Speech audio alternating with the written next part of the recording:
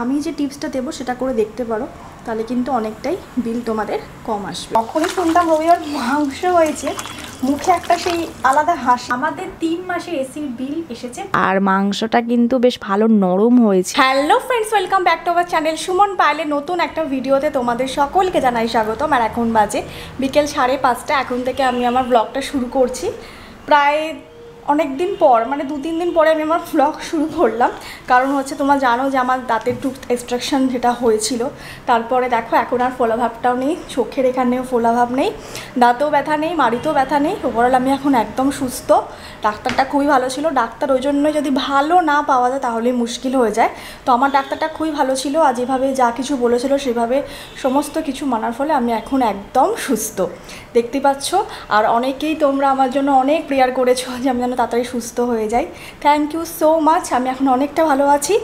আর আজকের ভিডিওটা তাহলে শুরু করছি। আর আজকের ভিডিওতে আমি তোমাদেরকে যেটা বলেছিলাম, যে আগের ভিডিওতে বলেছিলাম যে কিভাবে ইলেকট্রিক বিল কম আসা যায়, সেটা আজকে আমি তোমাদেরকে বলবো। যেটা আমাদের এসেছে 3 মাসের বিল, সেটা তোমাদেরকে তো নিশ্চয়ই বলবো।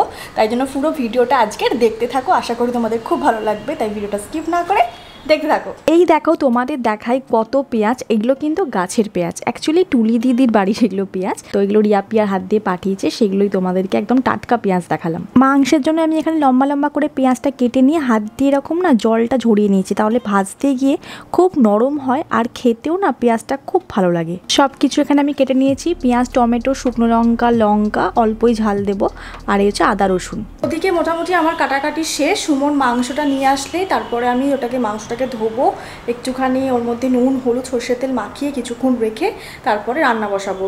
আর সুমন তো খুব একটা এখন এত কাজের চাপ বেড়ে গেছে, বাড়িতে থেকেও এত কাজের চাপ, বিজনেসে যা হয়, সেজন্য খুব একটা যে আড্ডা এখন দিতে যেতে পারে বন্ধুদের সাথে সেরকম নয়।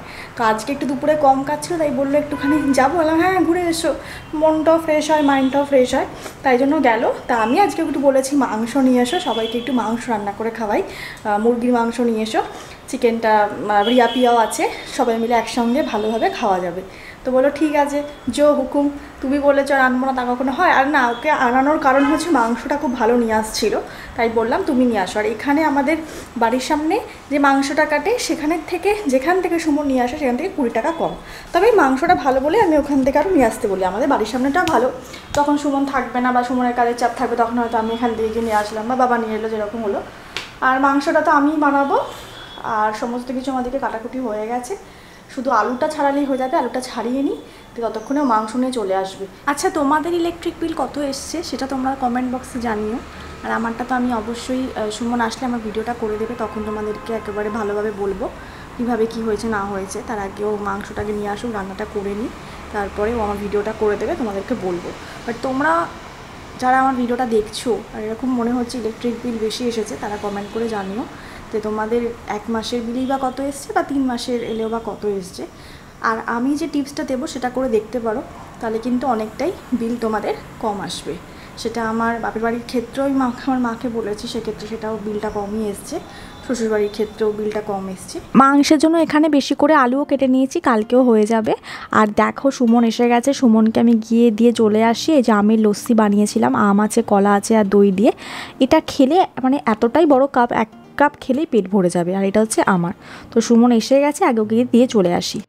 মাংসগুলো সব পরিষ্কার করে ধুয়ে নিয়েছি। আর দেখো এই যে লেগ পিস, আর 1 কেজি 800 নিয়ে এসছে সুমন। আমি 1.5 কেজি বলেছিলাম, তোমাদের বেশি করেই আনলাম, কারণ হচ্ছে কালকেও তাহলে রাতে খেতে পারবো। আর মাংসটা খেতে তো তোমার হাতে খুব ভালো লাগে। আর আমি ঠিক আছে, রিয়া পিয়া আছে, মা বাবা তো খুব একটা বেশি খায় না, আর আমরা সবাই মিলে তাহলে একসাথে খাবো। এই যে চলো, এর মধ্যে একটুখানি তেল দিয়ে দিই, নুন দিয়ে দিই, হলুদ দিয়ে দিই, কাশ্মীরি লঙ্কার গুঁড়ো দিয়ে দিই। না, কাশ্মীরি লঙ্কা গুঁড়ো এখন দেবো না, এখন যেটা ওই শুকনো লঙ্কার গুঁড়ো সেটা দিয়ে মাখিয়ে একটু রেখে দিই। এই জন্য নুন, তারপরে অল্প করে আমি একটুখানি ওই দিলাম লঙ্কার গুঁড়ো, কারণ হচ্ছে রিয়া পিয়া একদমই ঝাল খায় না, তো সেই জন্য অল্প করে দিলাম। আর সর্ষের তেল দিয়েছি, ভালো করে মাংসটা এখন আমি মাখিয়ে নিচ্ছি। আর আজকে দই দিচ্ছি না, দই দেবো না। আমি এক দিন এক রকমভাবে বানাই, কখনো মশলা মাখিয়ে বানাই, কখনো দই মাখিয়ে বানাই, যখন যেরকম ইচ্ছা হয় সেরকম আর কি বানাই।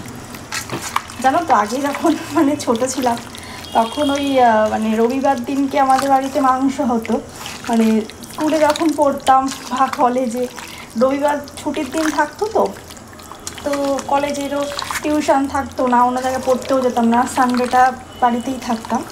তো যখনই শুনতাম রবিবার মাংস হয়েছে, মুখে একটা সেই আলাদা হাসি থাকতো, মানে সেই আনন্দটা বোধহয় সব থেকে আলাদা। আর আমি বরাবর একটুখানি পোলট্রি মাংসটা পছন্দ করতাম, মাটনটা আমি খেতাম না, আগে খেতাম, তারপরে একবার তারাপীঠে গিয়ে আর কি আমি ছাগলের বলি দেখেছিলাম, যে তারপরে আর খেতে পারতাম না। তারপরে শ্বশুরবাড়িতে এসেই আর কি আবার শাশুড়ি মা আস্তে আস্তে আমাকে বলেছিল খেতে, দেন তারপরে আমি অভ্যাস করেছিলাম। যে এখন আবার মুরগির মাংসটাই বেশি ভালো লাগে, আবার সুমনের দুটোই ভালো লাগে, ও মাটনটা বেশি পছন্দ করে। আমার শ্বশুরমশাও খাসির মাংসটা বেশি পছন্দ করে। আর সৌমিতা এখন খায় না, বুঝে চলে যাওয়ার পরে চিকেন মাটন কোনোটাই খায় না। হতে পারে ভবিষ্যতে যখন ওর মন হবে তখন ও খাবে, মানে আমার ননদের কথা বলছি। আসলে কোনো কিছুতেই মানুষকে জোর করা আমার মনে হয় ঠিক না, ওর যখন ইচ্ছে হবে তখন ও খাবে, জোর করলে জিনিসটা হিতে বিপরীত হয়। মাংসটা আমার ভালো মতো মশলা মাখানো হয়ে গেছে, এখন এটাকে আমি 20 থেকে 25 মিনিটের জন্য ঢেকে রেখে দেবো, তারপরে গিয়ে রান্না করব। আর ওদিকে বেল বাজছে, মনে হচ্ছে শ্বশুরমশাই এলো। আর এই দেখো, এটা কচকচি, আমার খুব পছন্দ। এই যে শ্বশুরমশাই এলো আর কি, আর চপ নিয়ে এসেছে, সিঙ্গারা নিয়ে এসেছে সবার জন্য, আর আমার জন্য 2টো আলুর চপ এনেছে, কারণ আমি আলুর চপ খেতে খুব ভালোবাসি, আমার ফেভারিট চপ বলতে পারো। আর আলুর চপগুলো আমাদের বাড়ির সামনেই ভাজছে, দেখে তো মনে হচ্ছে খুবই ভালো হবে, মচমচে। দেখো ভালোই লাগছে, আলুর পুরটা দেখে মনে হচ্ছে খেতে ভালোই হবে। মাংস আমি কষানো স্টার্ট করে দিয়েছি, যত ভালো কষানো হবে খেতে ভালো হবে। একটু ঝোলঝোলি রাখবো কারণ অনেকজন রয়েছে। আর এই দেখো মাংসটা আমার ফুটেও গেছে।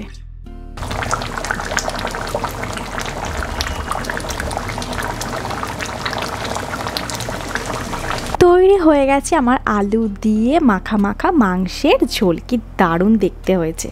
এখন বাজে দেখতে দেখতে 9টা, রান্নাবান্না জাস্ট করে এলাম, এসে একটুখানি বসলাম। বাবা, এই ঘরটাতে আসলে একটু শান্তি, কারণ হচ্ছে এই বলছিলাম না বাইরে হাওয়া দিচ্ছিল, আবার সেই যেই কেসি হয়ে গেছে, বৃষ্টি হয়ে সেরকম একঘেয়ে, তাই জন্য সময় বলে এসিটা একটু চালিয়ে দিচ্ছি, এই বসলাম। তারপরে ভাবলাম আজকে তোমাদের সঙ্গে এটা বলে দেবো, কারণ আগের ব্লগেও তো বলেছিলাম যে আমাদের এসির বিল কত এসেছে। আমাদের 3 মাসের এসির বিল এসেছে 5800 টাকা, মানে হচ্ছে 3 মাস আমি যদি ক্যালকুলেট করি, প্রথম মাসে যেটা এসছে তার মানে ওই 1900 সামথিং এসছে, সেকেন্ড মাসেরও 1900 সামথিং এসছে, থার্ড মাসেরও 1900 সামথিং এসছে, যেটা মিলিয়ে হয়েছে 5800 টাকা।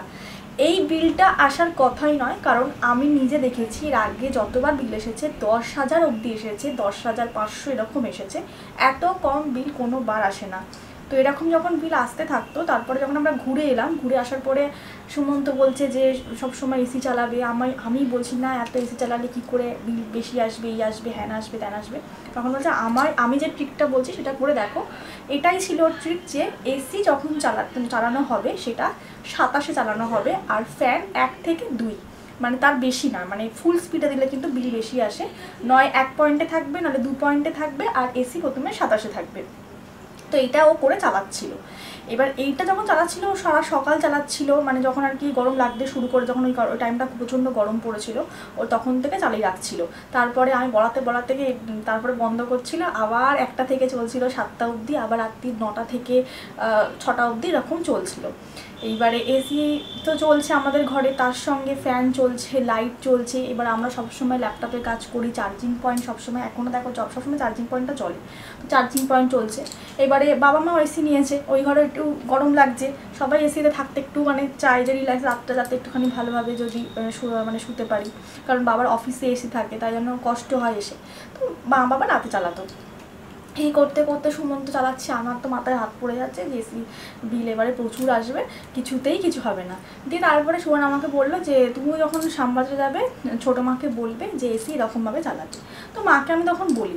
এবার আগে যেটা করতাম সেটা হচ্ছে, যখন এখানে 10,000 টাকা কি 11,000 টাকা বিল এ বাড়িতে আসতো, তখন এসি 24-এ চলতো, 23-24-এ চলতো, এবং যেটা করতাম 3 ঘন্টা চালিয়ে বন্ধ করে আবার চালাতাম।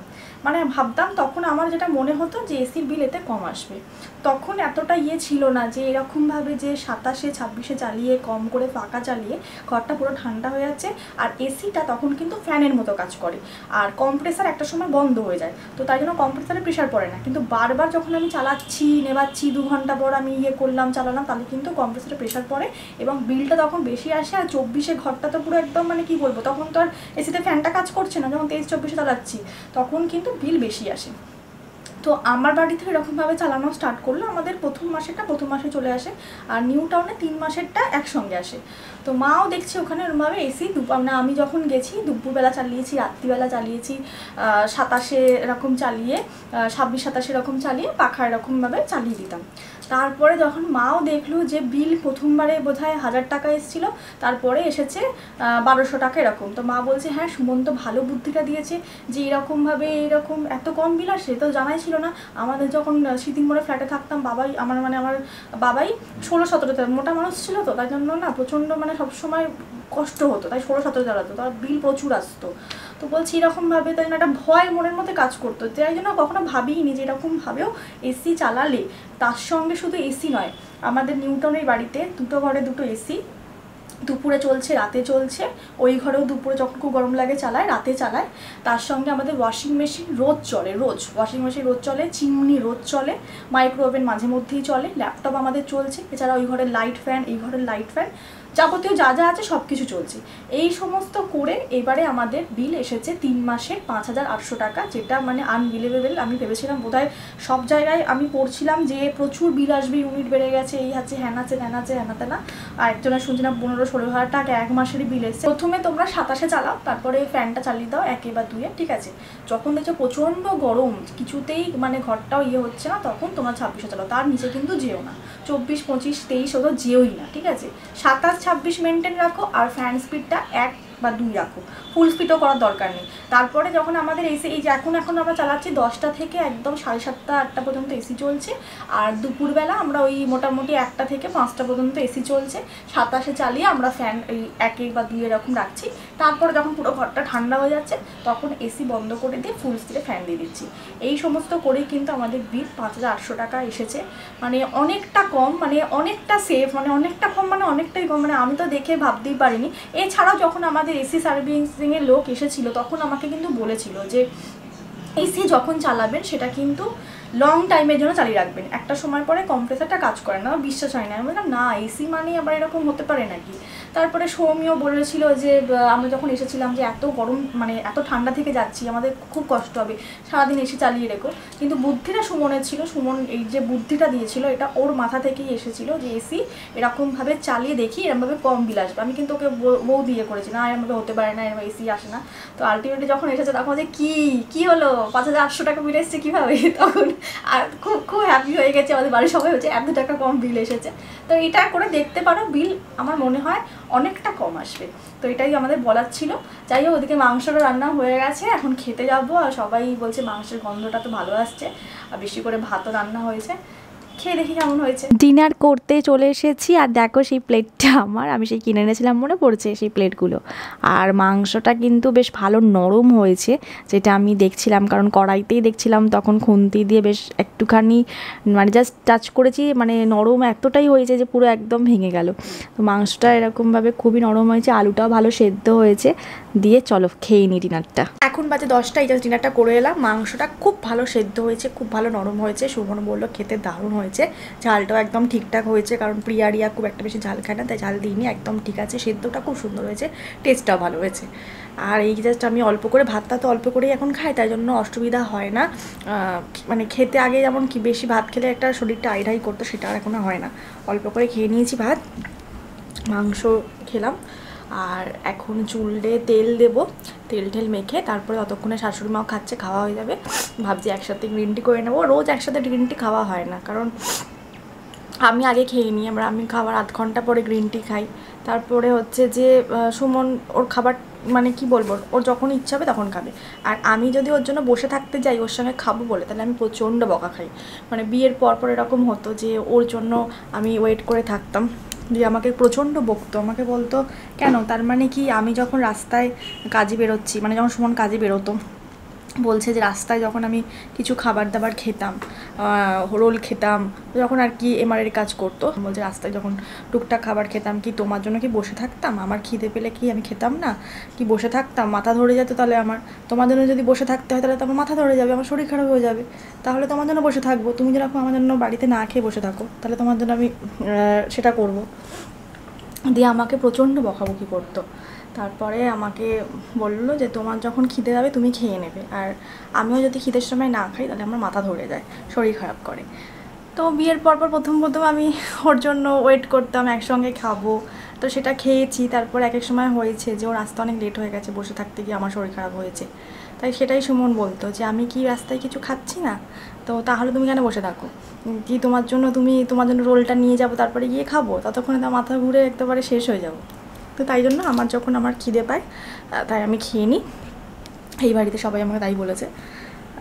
আর মা পরেই খায়, যাই হোক মা সন্তান না খেলে তো সেটা খেতে পারে না, তাও মাকে বলেছে সুমন সৌমি যে তুমি খেয়ে নেবে, কারণ এরকম করবে না, তোমারও শরীর খারাপ হবে। মা তো শোনে না, কিন্তু আমাকে সুমনের যা বকা খেতে হয় আমাকে শুনতেই হয়, নালে প্রচণ্ড রাগারাগি করে, বকাবকি করে, বলে কেন দুপুরবেলা আমি যখন খাবো, আমি তো সকালবেলা ভাত খাই, তুমি কি সকালে ভাত খাও না তো, কি আমি তোমার জন্য বসে থাকি, তুমি কখন দুপুরে গিয়ে পায়েল ভাত খাবে তার জন্য আমি বসে থাকি না তো, আমি তো সকালে ভাত খেয়ে নিই বা সকালে কিছু একটা খাই, তুমি তো চা বিস্কুট খাও তারপরে তুমি ভাত খাও, তোমার ইচ্ছে করে না বলে, তো কই আমি তো তোমাকে বলি না কিছু, তাহলে আমি যখন সকালে ভাত খেয়ে নিই তোমাকে যখন কিছু বলি না, তাহলে তুমি কেন দুপুরবেলা যখন খাবে আমার জন্য ওয়েট করবে, আমি তো সকালে খাচ্ছি। তো এই জন্য আর কি আমি বকাবকি খাই বলে আমি খেয়ে নিই। তো ওই জাস্ট খেয়ে নিলাম, এবারে একসাথে গ্রিন টিটা খাওয়া হয় না, আমার খাওয়া আগে হয়ে যায়, মা একেবারে পরে খায়, আর শ্বশুরমশাইয়ের সাথে এক সময় হয়ে যায়, তখন আবার বাবার চাটা করে দিয়ে খেয়ে নিই। আর সৌমি তো এসেই যাচ্ছে, সৌমি এসে গেলে আর অসুবিধা হবে না শাশুড়ি মানে গ্রিন টি খেতে, কারণ মোটামুটি সৌমি খাবার পরে তারপরে একেবারে একসাথে মা করে সৌমি আর মা খেয়ে নেয়, বা তখন বাবাও খেয়ে নেয় না, আমি যেহেতু আগে খেয়ে নিই আমি পরে তারপরে করে আধ ঘন্টা পরে গ্রিন টি করে খেয়ে নিই। এই তো চলো আজকে তোমাদেরকে ইলেকট্রিকের বিলের এটা শেয়ার করলাম, আরও যদি কিছু প্রশ্ন থাকে আমাকে কমেন্ট বক্সে জানাতে পারো। আজকে ভিডিওটা তাহলে এখানেই শেষ করছি, যদি ভালো লেগে থাকে তাহলে অবশ্যই লাইক শেয়ার কমেন্ট আর সাবস্ক্রাইব করে দিও। আজ আমার আগে যেটা বলি, already positive energetic be healthy and love your self. চলো আজকের মতন টাটা।